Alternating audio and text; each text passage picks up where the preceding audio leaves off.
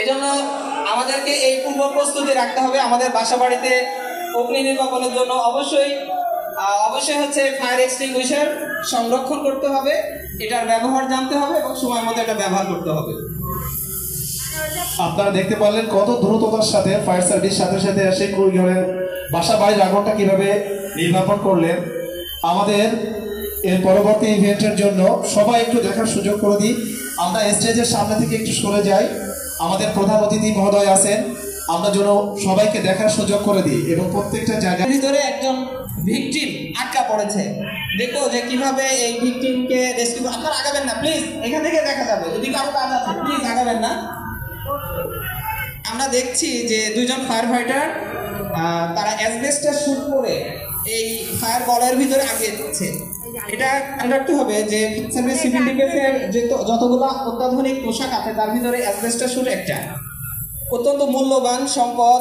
জীবন রক্ষা করার জন্য সময়ের জন্য এই অ্যাসবেস্টাস শুট ব্যবহার করে আগুনের ভিতরে গিয়ে ওই মূল্যবান সম্পদ বা ব্যক্তিকে উদ্ধার করে নিরাপদে চলে আসা যায়। এটা খুব অল্প সময়ের জন্য। একটু পিছিয়ে আসলে ভালো হয়। আমরা দেখছি যে উদ্ধার কর্মীরা ভিকটিম খুঁজে পেয়েছে এবং তারা এই ভিকটিমকে উদ্ধার করছে।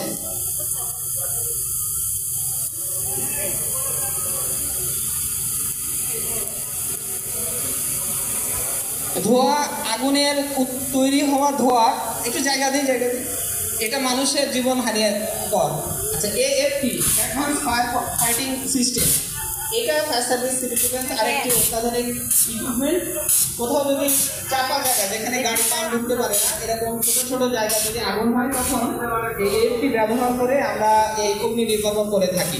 আপনারা দেখতে পাচ্ছেন যে এএফপি ব্যবহারের সাথে সাথে অগ্নি নির্বাপন হচ্ছে। এখানে পানির সাথে ফোম মিক্সড হয়ে এই আগুনটা নির্বাপন করা যায়।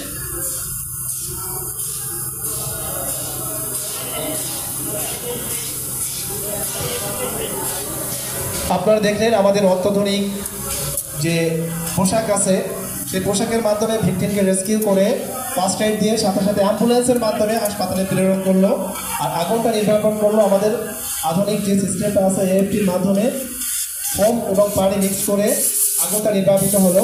এর পরবর্তী ইভেন্টের জন্য আমরা সবাই একটু সাইডে চলে আসবো।